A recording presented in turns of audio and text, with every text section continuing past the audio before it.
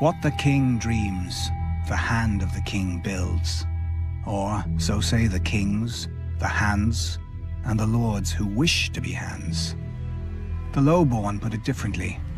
The king eats, and the hand takes the shit. The fact is, most kings hate ruling. We shouldn't blame them. Their only qualification is blood.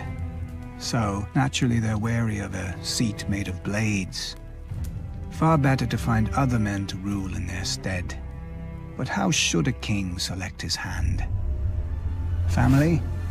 One king chose his brother, Prince Maegor, a warrior who was proud and arrogant. Maegor agreed to marry the High Septon's niece to unite the faith and the crown, but then secretly wed a second wife in Valerian ceremony, artfully combining bigamy and heresy. And when word of it got out, the king was forced to exile Maegor and choose a Septon as his new hand. But the damage had been done. The king had trusted in family, and his brother had set off a rebellion that would claim his rule and his life. Strength?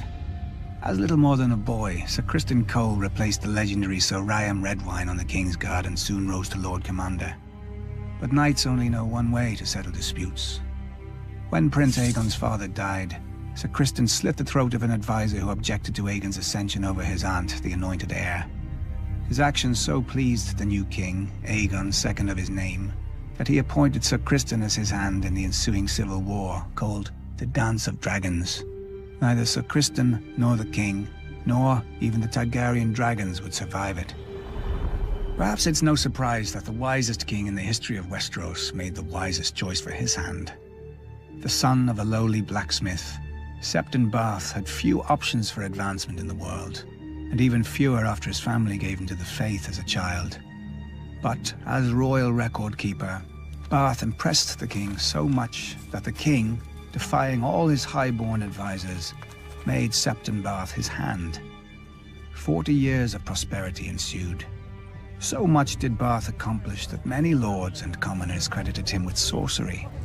No other explanation could they accept for a man without blood or skill at arms, because what Barth had was rarer than both: a sharp mind.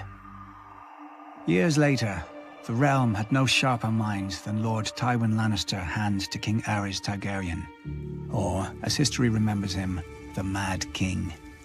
He saw assassins and plots in every shadow, heard whispers in silence, and burned men alive. But his greatest madness by far was driving away Lord Tywin. The Mad King then cycled through every mistake of his ancestors. Soldiers, toadying lords, and at the end even an alchemist, perhaps to save the crown's growing expenses on wildfire. Unfortunately, it didn't save his crown or his dynasty.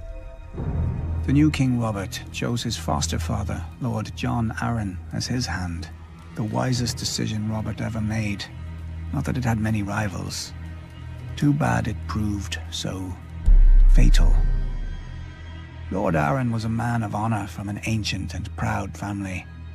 But honor is no shield against the corruption of the capital, as Lord Arryn's successor, Ned Stark, learned as well. Perhaps the hand of the king is a flawed idea. Westeros needs a ruler who can rule, who builds what he dreams himself. A king who can't govern his kingdom is no king, and a hand who shits what another man eats is an arse.